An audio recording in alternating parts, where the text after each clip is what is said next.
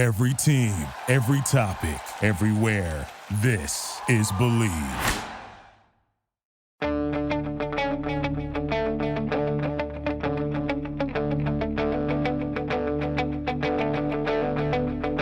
Ich warte seit Wochen auf diesen Tag und tanz vor Freude über den Asphalt. Als wär's ein Rhythmus, als gäb's ein Lied, das mich immer weiter durch die Straßen zieht. Komm dir entgegen. Hello and welcome to Gegenpressing, the Bundesliga podcast. I'm your host Manu and Stefan. He's Stefan Bienkowski. Stefan, how's it going? Yeah, very well, mate. How are you doing? Very big weekend, a big week for you as always. Yeah, happy to be home. You can see it in my background. I'm not in a lobby, hotel room, airport, bus, plane, ship. What's the other modes of transportations I've used? Planes, trains, and automobiles. I think train is probably the only one I've not used in the last 14 days or so. Would have been the easiest. Not many well. trains in America. But yeah, it's been good to be home. Recovering from the World Cup, disappointing World Cup start. I always thought, Stefan, having two countries at the World Cup maximizes your chances of winning games, but not minimizing them. Yeah, but here we are. We did do a big show on the German national team midweek for the Substack. So if you're interested, if you're looking for German national team news, you don't need to subscribe. I'm sorry. Yeah, I mean, at this rate, you might end up be covering Canada longer than you're covering Germany. So I guess people can go follow you for that content as the competition goes on. But our German football content might be wrapping up earlier than expected, but just means we have more time to do shows like this, I guess, where we talk about transfer stuff. Yeah, and so this is the big transfer roundup, which we're going to do, I guess, all the way leading up to till the Bundesliga starts again, which is January 20th. Couldn't come soon enough, to be honest with you. So yeah, this essentially replaces the previous show if you haven't gotten the memo last week. And we have lots to talk about, so we should probably do that right after this break. This episode of the Gegenpressing podcast is brought to you by BetOnline. Basketball is back, and BetOnline remains your number one source for all your sports betting needs this season. You'll always find the latest odds, team matchup info, player news, and game trends at BetOnline. And is your continued source for all sports wagering information.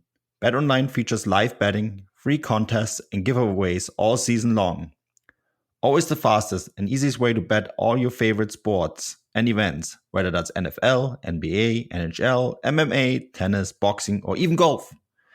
Head to betonline.ag to join and receive your 50% welcome bonus with your first deposit. Make sure to promo code BELIEVE, BLEAV, to receive your rewards. That's it, BLEAV, to receive your rewards. Bet Online, where the game starts. So yeah, starting up first, and this is, I guess, sort of a transfer, Stefan. Hertha BSC are looking to finally get rid of their, I don't want to get lawyered, investor, Lars Windhorst, so I'm going to be polite. He seems to have found a buyer for his 64.7% stake in the club. Remember, only 49.9% of that stake is voting shares, right? In accordance with 50+1. If you wondering how 50+1 works and how his shareholdership and all that kind of stuff works, I did write a pretty big article for the Substack this week that touches on all of that. So for more details, head there. The new investor, if it gets approved, and this is I think the big one that people need to keep in mind, it needs to get approved by the club, so the club needs to vote on it. Early indications suggests that they're going to wave this through just because they want to get rid of Windhorst, but it also needs to get approved by the league, and they think it will get approved easily. I think the only thing that the Bundesliga, the DFL, the Deutsche Fußballliga, that runs the first and second division in German football, the only thing that they might be looking at and say problematic is that 7 partners, and I'm looking at the list here because they are a multiple club consortium. So which means they own stakes in other football teams. And then they own the majority stake. They have minority stakes in a few other ones as well. But they own the majority stakes in Genoa, Serie A club, right? Vasco da Gama in Brazil, Standard Liège in Belgium, and Red Star FC in France. Red Star play in Paris, lower division club there. We both know the DFL, Stefan. We both know the Bundesliga. This is where I looked at it and I said, I'm not sure this is as clear cut as Windhorst and 777 think it is. Especially when you realize that there is other owners that could jump in. Robert Kraft, who owns the New England Patriots and the New England Revolution, which is the MLS team. And then, of course, the Philipp Anschutz Group, which also owns multiple teams, but not in Europe. They own a team in Europe, which is the Eisbären Berlin, the hockey team. So he already has a franchise in Berlin, I guess. But this multiple soccer club consortium, I can see the DFL kind of being worried about that. Yeah, maybe. But I guess you can also look at the fact that there's already a major club in the Bundesliga that are already part of a multi-club ownership method, and that's obviously RB Leipzig. It's really interesting. So on the one hand, just to kind of maybe break down the gist of your story, on the one hand, you have Windhorst. I keep calling him Weghorst. That'd be a very different story if he was trying to sell Hertha Berlin. You had Windhorst, who's his preferable seller are this multi-conglomerate club operation. And on the other hand, you have a few private investors who'd like to buy them, who you said one of them owns, is it the Patriots that he owns? And then there's another guy who owns a few clubs in North America, but in terms of soccer or football, he only owns the ice hockey team. So you've got two separate things here. You've got, on the one hand, you've got a business which is already quite well established, quite well integrated into European football, who, at face value, you kind of would say, well, there's something. I think a lot of fans are quite uneasy with like the proliferation of these kind of setups in football. They're not always to the advantage of the clubs that buy them, because they can often find themselves, part of basically a talent production line. You don't even have to go that far away from Germany. You could just hop across the border into Salzburg and you'll see where, that can prove problematic. But I think if there is a kind of positive to Hertha being part of this deal, is that if you look at the list of clubs that they already own, I think Hertha would probably go in there as the biggest club. Definitely the biggest, the club in the biggest division. There's Genoa there, but I think Hertha would probably have grander ambitions than maybe Genoa would. So it'd probably be a case that most of the talent in that list of clubs would probably be getting funneled upwards to Hertha, rather than Hertha producing players that are sold on to Genoa or anywhere else. So there's that kind of there's the bonus thing there to that. And of course, as I mentioned a minute ago, I'm not sure if the DFL would be able to block this, knowing that basically one of their clubs already in the Bundesliga or part of one in RB Leipzig. So that's the tricky thing. But then maybe there would be better hands through a private investor, either through one who's already got a lot of experience in North American football, and you don't really get much bigger than the Patriots when it comes to NFL, or another investor who already has a foothold in Berlin specifically, knows the city, and maybe has some goodwill amongst sports fans in the city. Yeah, I think the positive about this is, and I this is what the gist of my story was this week, right, is that it is American investment, and so it's outside thinking that would come in, which I think the Bundesliga needs. They need someone to come in from outside and bring some new ideas. 777 is an American investment group. Anschutz is an investment, American investor. Kraft is American investment.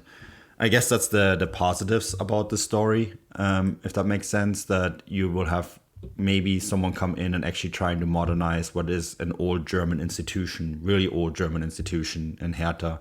I mean, they call it the alte Dame, right? The old lady in Germany, similar to what Juventus is called in Italy. So I think at the end of the day, either way, it's going to be interesting what they're going to do. I know that they're not exactly an investment group that's going to invest a ton of money into a club. They're more of like the long-term kind of investment model. I know that they helped Vasco da Gama come back into the first division in Brazil. And I think Genoa, they helped stabilizing that. So I'm really curious to see what's going to happen there next. And I guess this is a developing story, so we'll have to wait and see. Maybe my final point is that in Donato Hopfen, the new president of the DFL, I think they have someone who is quite open about bringing in foreign investors into the league and kind of reshuffling it. There's also this idea that they're going to sell a percentage of the league itself, right, to foreign investors to generate money for the clubs. So, yeah, something to keep an eye on. Stefan, let's talk about actual transfer business. And we've been asked this a lot. Konrad Laimer to Bayern Munich. I guess he's a free agent in the summer. He can sign a pre-contract January 1st, right? And this story has kind of gotten cold and hot and cold and hot again. And I think with this, I guess we'll find out really soon if Bayern Munich is still going to go all in for him. I think the problematic part about Konrad Laimer potentially going to Bayern Munich, what is it going to do to all these guys that are already there? Whether it be Ryan Gravenberg, who, because of going to Bayern Munich, essentially missed out on the World Cup squad, right? Marcel Sabitzer, his Austrian national team colleague, who's, I find, has somewhat resurrected his career at Bayern Munich. But if Konrad Laimer comes in, is there still space for Marcel Sabitzer? Is there still space for Ryan Gravenberg? Like, there's essentially only two positions, and Leon Goretzka and Kimmich, when they're fit, they hold that central midfield, right? So where would you even play him? It's a really odd one, actually. So there's a big story in Sport Bild this week saying that he was offered the chance to move to Chelsea. Chelsea reached out to Leipzig and tried to sign him, and he turned them down, and he was simply said, look, I'm moving to Bayern Munich in the summer. I've already made up my decision, made up my mind, rather. That's my final decision. And, you know, that's that. Thanks, but no thanks. And as you said, it's such a weird scenario because so much has changed since, you know, Konrad Laimer was first linked with Bayern Munich. It was almost a certainty that he was going to move to the club in the summer. One thing or another, it broke down. Obviously, you know, RB Leipzig changed over head coaches as well. And it's a lot's changed on a lot of sides. So on the one hand, you can start with RB Leipzig. They've got a new head coach in Marco Rosa, and I think it's actually quite interesting that since he's come in and since he's kind of shuffled the pack with that squad, he's also kind of changed who plays in midfield for Leipzig. So you've never actually got Haidara and Schlager are actually his go-to central midfielders there. So you can actually almost see Leipzig moving on from Laimer. You know, they've already accepted that he's going to move. Maybe Bayern cough up a couple of £1 million or euros to sign him in January. Doesn't seem like the end of the world for Leipzig in terms of how their formation works. So that's already one thing that's changed since the summer, because last season Laimer was a really key player for RB Leipzig. But then you kind of turn to the Bayern Munich situation, and since that story was kind of at its peak, they've obviously signed Marcel Sabitzer, not signed him, sorry. He's came into that team and really kind of established himself, not as a starter or, as a first team player, but he's gone through a full season at the club where he didn't look fit, didn't look in form. He's kind of managed to turn that around now. He's kind of, you can see he's a lot more settled, and he's far more useful to Nagelsmann from week to week as a central midfielder. And then there's Ryan Gravenberg, as you talked about there. He was signed as potentially really considered one of the kind of scoops of the summer for Bayern across European football, that they're able to get this guy for such little money. There was so much back and forth. If you can remember the transfer saga about signing him, Ajax wanted more money, blah, blah, blah, blah, blah. They finally get their man, and he has just been this kind of forgotten soul at Bayern Munich, to the extent that I'm now wondering if Bayern are still desperate to sign Laimer. Can you foresee a situation where they sign Laimer thinking, let's just sell Gravenberch in the summer? Yeah, I mean, I just wonder what they're going to do with all these midfielders.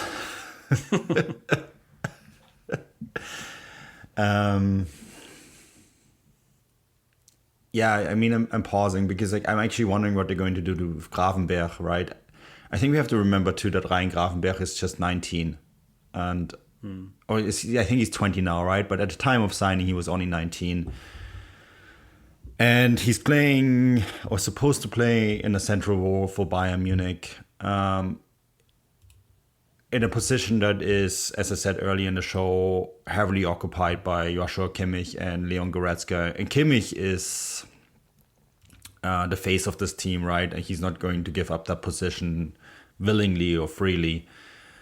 And so you come in, you're this young player from the Netherlands, highly promising, of course. You have all the expectations in the world on you. And then you don't play as much as you maybe expected or maybe as was promised to you. I don't know what the discussions were when the transfer was done, right? I know that Hasan Salihamidzic and Neppe, his assistant, are quite keen on presenting players like a PowerPoint presentations where they map out their development plan.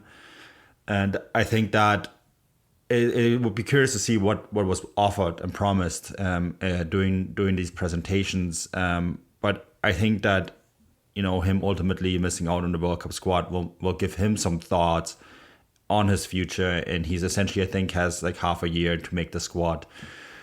As for Laimer, I mean, I think I can see Laimer being in the same situation than Sabitzer was doing his first year, or Gravenberch is now. And even in a worse situation, because where are you going to put him?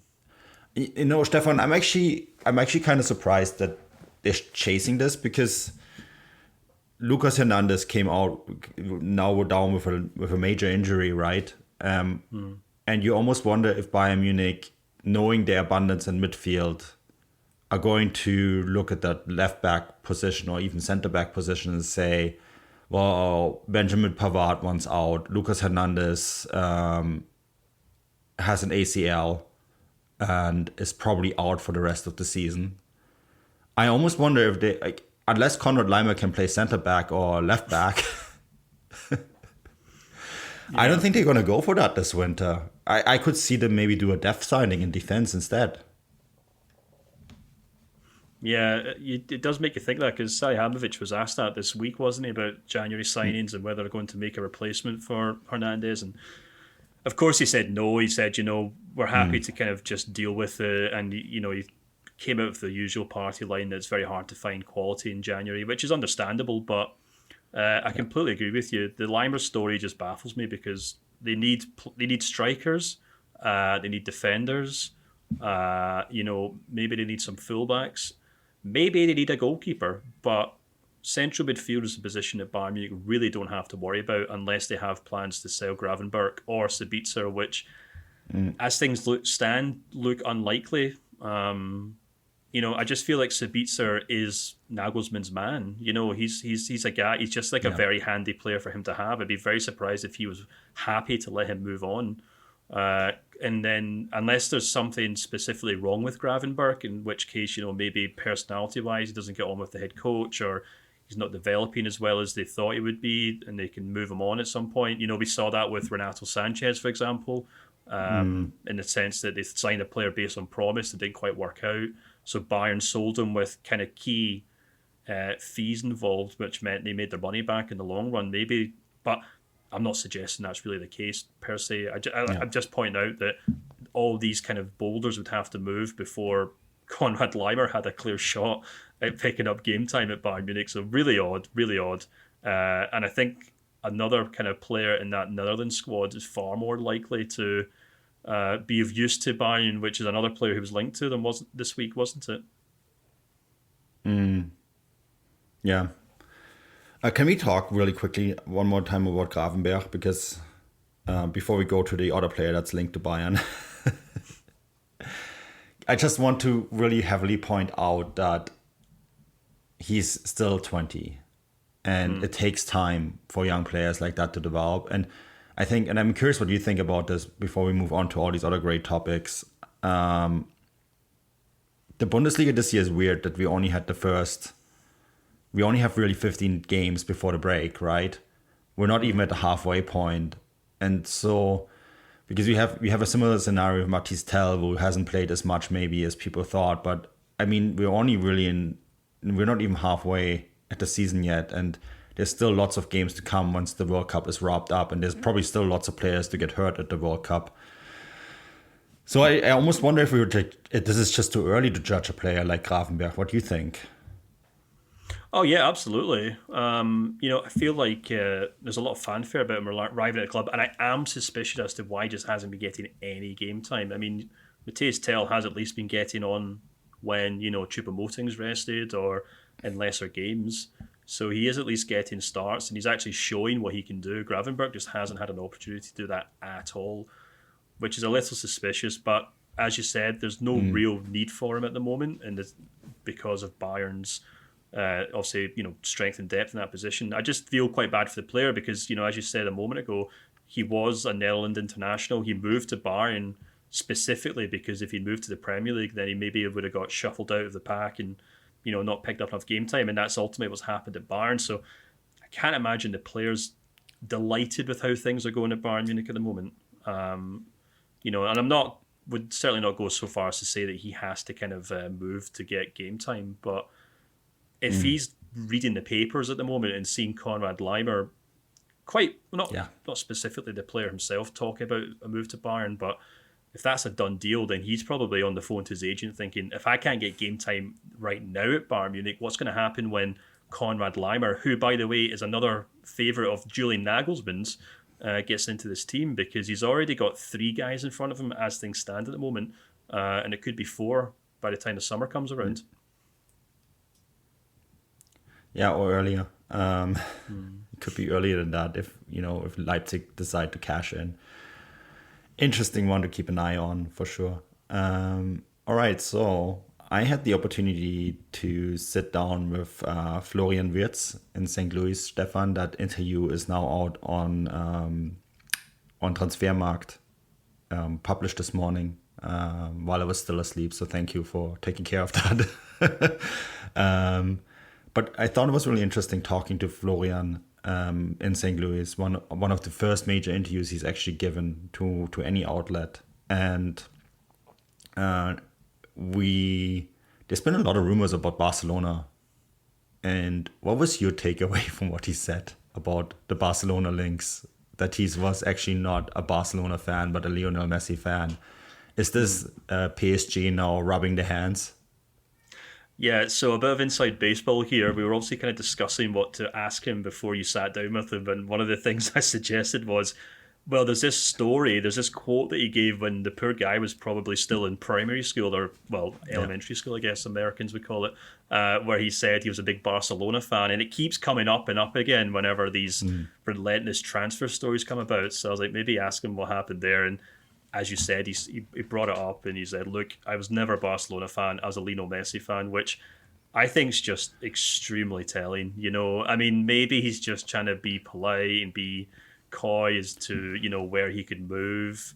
But he seems like a kid who kind of is pretty straightforward when it comes to stuff like this. And it wouldn't surprise me if since he did say that, the idea of playing for Barcelona has kind of dropped off a cliff in that regard. Not to mention the fact that, the prominence and the kind of the rise of Gavi and Pedri as outstanding players would obviously kind of block any idea of him maybe moving to Barcelona and kind of playing in his preferred position. But no, I thought it was really interesting that he basically batted away the idea of, because he could have quite happily said, oh, well, yeah, I guess I was a Barca fan. And, he maybe emphatically shut it down. He emphatically shut it down. Exactly. So I think that was quite telling. Maybe Real Madrid have been on the phone, but who knows? Yeah, like he right away said, no, and shook his hand. I was sitting like right across from him, and he was like very emphatically right away, and he laughed about it too. And he said like, no, this is not me being a Barcelona fan. I was a Lionel Messi fan. And he has all his shirts, the Argentina shirts, the Barcelona shirts, obviously. But I guess when Messi moved on to PSG, maybe Wirtz became a PSG fan. We have to remember how young he still is, right? That's the other thing too. So let me ask you I thought this it was then. interesting too.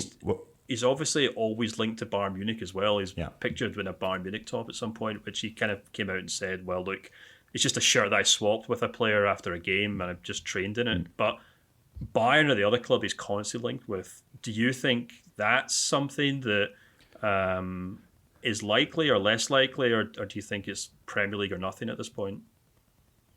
I mean, we also talked to him about Jamal Musiala, right? And I think it's quite clear that he really likes Jamal.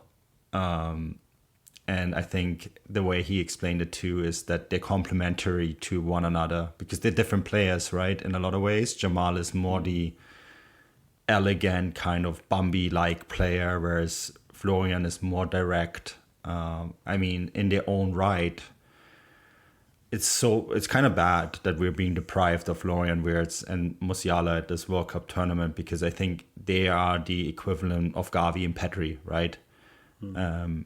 The ceiling for Wirtz is we talked midweek about how Germany doesn't produce many talents, and I guess the silver lining is that they because Musiala obviously was produced in England, but the silver lining is that Wirtz exists, and when he does come back from his ACL injury, he will be an incredible player. I got to not only sit down with an interview for him, but I also got to watch all the training sessions when I was in St. Louis, and he looked great, Stefan. He looked really, really good. He looked like a player that had completely overcome his injury, and I think this is another thing that he said in the interviews, right?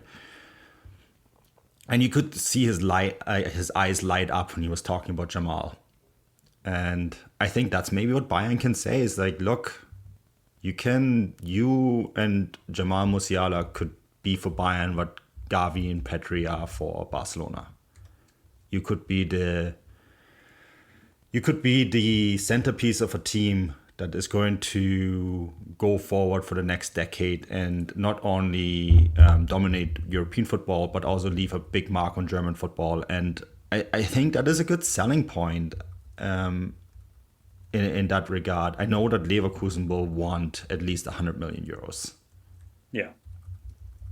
So, which I mean, my understanding has always been that he'll be basically priced out of a move to Bayern Munich if they did want him, unless something very drastic were to happen. And the issue is that they don't really need him because they've already got a Jamal Musiala right there. So, I'm still convinced that a move to the Premier League's the most likely one. Or maybe Spain, if maybe he's brushing off the idea of being a Barcelona fan. But I'm sure if they kind of got their act together and had the money, then he would be interested. But I think because of his injury, it kind of pushes back any potential move at least a season. I don't think.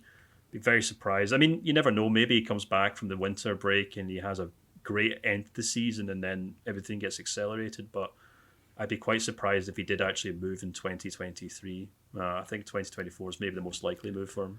And then who knows who will be top of the pile at that point. Yeah. I think we have to remember how young he is. You really see it when you sit across someone like that too. 19 is a very young age. I've spoken a few times to Jamal Musiala as well, right? And you really realize it too. They're children. They really are still children. Great personality. I think he's very intelligent, and I think he's also being protected in the right way by the club and by the people surrounding him. And I think the right decision when the time comes will be made. I think I'm with you. I don't think it's going to happen in 2023. I think he's a player when he's just recently renewed his contract, right, as well. He's a player who wants to reestablish him in Leverkusen, and I think also really work with Xabi Alonso. I think that's another thing that he emphasized in the interview, that he really looks up to Xabi Alonso and is impressed by all the stuff that Xabi Alonso has won. And I think he sees someone there who can be acting as a role model in his career going forward. And I think that gives Leverkusen sort of an opportunity to say, look, you can work with us. Leverkusen are not out of a European race. They only need to win 3 or 4 games, and all of a sudden they're back in the conversation for maybe making the Europa League next year, right? So I think there's still a lot possible there, and I'm not sure whether a move is going to happen that soon. But it's an interesting one to keep an eye on, because I think a lot of clubs are in for Florian Wirtz. I think Bayern Munich, obviously. Barcelona has been linked. I think Real Madrid is a club that always looks for the future, and there is a couple Germans there that might have a word with Florian Wirtz, right? Toni Kroos and Antonio Rüdiger can sort of take him under their respective wings. So I think that is one to keep an eye on. I want to update on the Christopher Nkunku story, Stefan. We talked about this last week, and I think within 48 hours, a lot of stuff happened after we published. And it does look now that this deal is moving towards completion. Talked to some people that are close to it. One source told me that they sense that this deal is all but done. Chelsea have an agreement with Leipzig in place for 70 million euros. The deal seems to be firm enough that it has survived changing the change of guards in terms of decision makers at Leipzig. So I guess we can sort of maybe soon put a check mark behind this, and it's going to be interesting to see how Leipzig are going to react to all of this. Yeah, absolutely. I mean, we talked about whether it's likely to happen or not, and I think one of the main things that I mentioned was that, like Konrad Laimer, well, not actually like Konrad Laimer, because Nkunku's very much still a starter and a star for this Leipzig side, but they do already have players in that team who can step into the role for him. I mean, one that we didn't even talk about. I mean, just to kind of kick things off, Timo Werner returned to the club this season, and they're slightly different players, but they also kind of play in the same kind of role. When I've actually watched Leipzig in person this season, they've played off each other very well, but they've also, to a large extent, been stepping on each other's toes on the pitch in the way they play. Both players want to play off Andre Silva, so it's not hard to envision a future in which Nkunku leaves the club and Timo Werner just slots straight into that team. There's obviously the kid from Salzburg who's joined the clubs, Benjamin Sesko, in the summer, who he's not very much like Nkunku at all in terms of the style of player he is, but he is another forward. And just to kind of underline that point, Nkunku is now basically a striker, or a number, well, not a number 10, he's more than that, maybe a false 9 maybe for Leipzig. So Sesko joining the club does kind of make up for the goals and assists that they would lose in losing Nkunku. And there's one player who hasn't even featured at all for Leipzig this season because he's been injured, but is already off to the races for Spain at the World Cup, and that's Dani Olmo, who, we talk a lot about Szoboszlai, who I think he plays a strong tactical role in this team. He hasn't exactly hit the ground running in terms of goals and assists. I think he can still maybe bring more to that, but I think Marco Rosa likes having him there because tactically he's very kind of disciplined in what he does, but Rosa hasn't even had an opportunity to really show what he can do with Dani Olmo on that side, who's also a player who's routinely linked with a move away from Leipzig, but I think just because of the way the season's gone, it's unlikely he'll be moving anytime soon. But he's another exceptional young player who can only do more. So in terms of firepower, Leipzig already have a huge amount of players there. They have even more coming in the summer, and that all makes me think that they're already well prepared to move Nkunku on, whether it's in January or in the summer. I'm not entirely sure. Well, obviously it's a huge player and they'll always miss someone like that, but I think they're already well covered to let him go, really, to draw a line under it. I love the fact that you brought up Dani Olmo, because you're quite right. He plays a pretty big role for Spain, doesn't he? And for some reason, doesn't do for Leipzig. And sometimes you need to move a piece away to make room for another player to develop and sort of find their own role, right? And that is maybe what Leipzig are doing here. They're saying they might very well look at the squad and say, we have so much firepower and there's other young players that are already coming through the system, and this is the best that we're going to get out of Nkunku. So this is maybe a good time to cash in on an asset and move it on. I pray for Christopher Nkunku every day that Chelsea doesn't ruin him. Hashtag free Havertz. Yeah. Everyone who listened to me last week, we got some positive comments about that, though, didn't we? Among our readers, one sad Chelsea fan basically agreeing with us.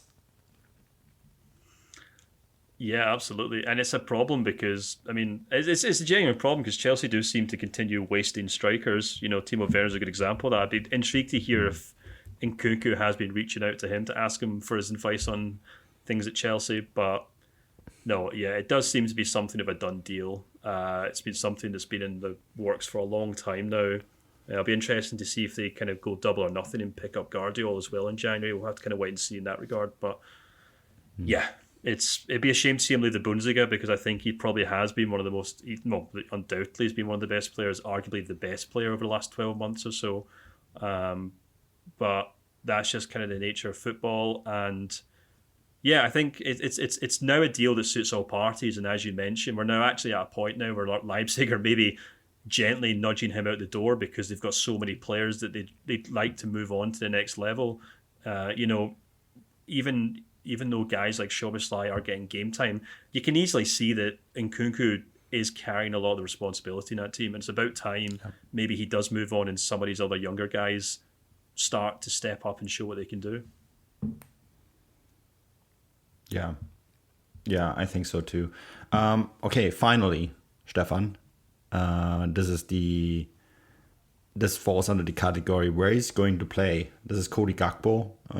As we were recording this show, he's starting for the Netherlands, doing a fantastic job for them. Scored a beautiful goal against Ecuador. I think as we're recording it, it's 1-1 at the moment. A left winger who can play centre forward and right wing as well.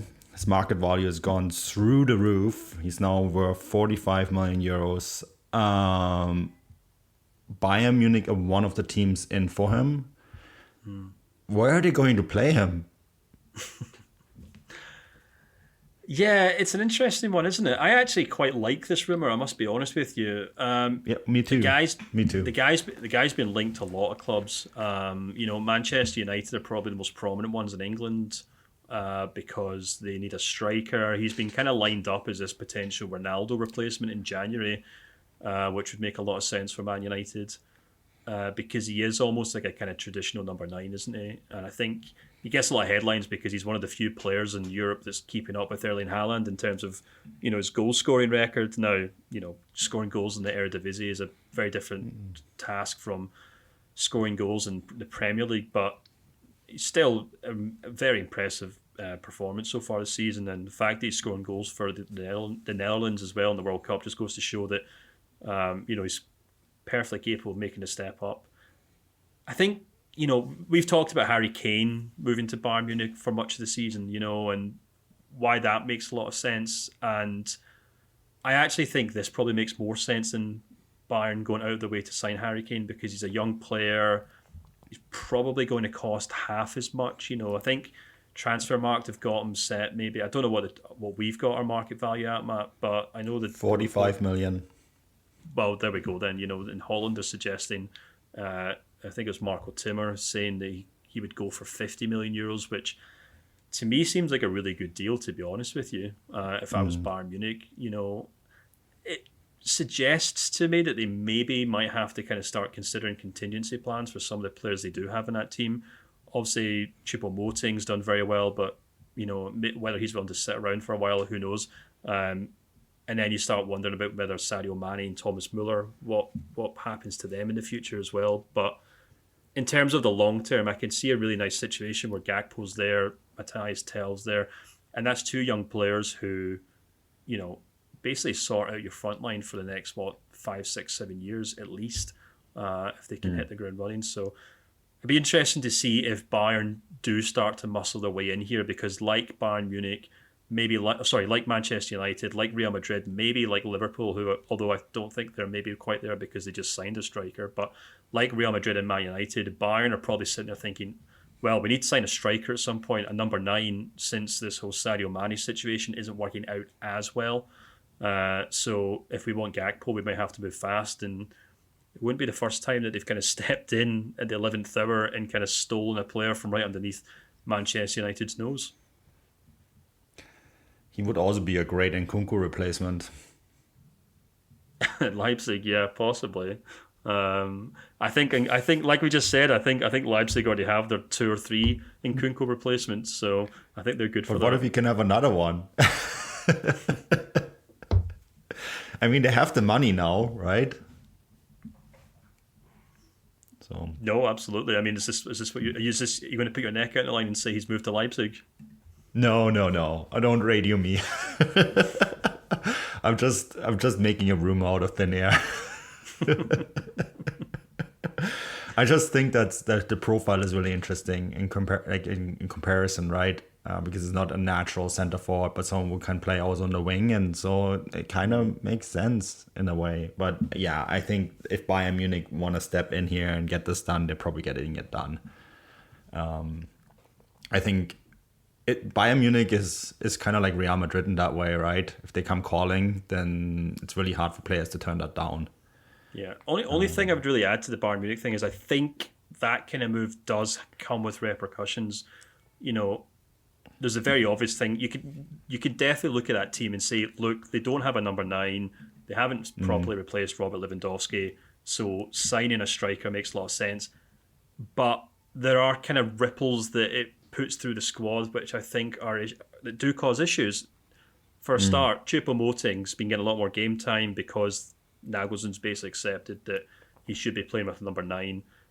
If they sign a striker in January or the summer, he maybe thinks, okay, it was fun, but it's probably time for me to move on. Maybe he doesn't. Maybe he decides, I'm happy being a super sub. Fair enough. As we talked about the Harry Kane situation, signing number 9 accepts that maybe they're not willing to go down the Sadio Mane route. What happens to him? Does he just become another winger who has to fight it out with Coman and Gnabry, etc.? Matthias Tell, does he wonder, look, I was happy playing second fiddle to a more senior player like Lewandowski or Mane, but I'm not as comfortable playing second fiddle to a player that's only, 2 or 3 years older than me? And then finally, there's also Gnabry, who, as we've talked about on the show before, signed a new contract with, I think, the specific understanding that he would be allowed to play a more central or more striker role in that team. And if Bayern are going out there and spending 50 million euros on a number 9, maybe he thinks, right, well, there goes my hopes of finishing my career as a striker at Bayern Munich. So I'm not saying, push comes to shove and someone like Gakpo showing up physically forces a lot of these guys out, but I think it maybe ruffles the feathers of 4 or 5 attackers in that squad, which is something that Bayern will probably have to deal with if they want to sign a striker, which looks increasingly likely. Yeah. I mean, that's always the big story at Bayern Munich, right? Someone big comes in and it ruffles the feathers. That's just part of FC Hollywood. But Stefan, this has been good. I think I want to wrap it up here. As always, this show is brought to you by Bet Online. And make sure to subscribe. Subscribe to the Substack with lots of great stories. You did one on Germany. We vented on Germany's performance as well on the podcast. And I did something on reforming German football overall as well. Anything final that you want to add before we call it a day? Not really, just to always check us out on the social media channels. We're trying to put a lot more stuff out on YouTube and Instagram right now, so go follow those if you use them. And yeah, as always, if you're interested in subscribing to the show, please give it a look. We have a lot of fun chatting to subscribers quite often, especially during the World Cup. We've been putting out threads that these guys, that our subscribers can pick up after the Germany games. We'll do another one after the Spain match. So we'll try and actually maybe stick that out on the website rather than just on the Substack app, so all the subscribers can jump on it, not just the Apple users. So yeah, if you want a community to get involved in, not just for the national team but the Bundesliga as well, do consider subscribing. And another thing as well is we're considering sticking out an option to gift subscriptions to people. So if that's something you think that you'd maybe want to use as a Christmas present, give us a shout, let us know. And if enough people are interested in gifting subscriptions to their friends or family, we'll definitely stick that out and let people pay for those. So yeah, that's about it really. Awesome stuff. Well, that's it from us this week. Until next week. Auf Wiedersehen.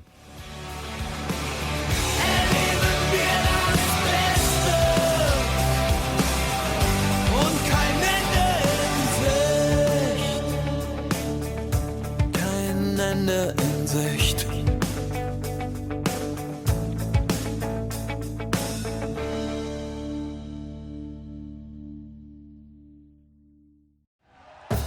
Thank you for listening to Believe. You can show support to your host by subscribing to the show and giving us a 5-star rating on your preferred platform. Check us out at Believe.com and search for BLEAV on YouTube.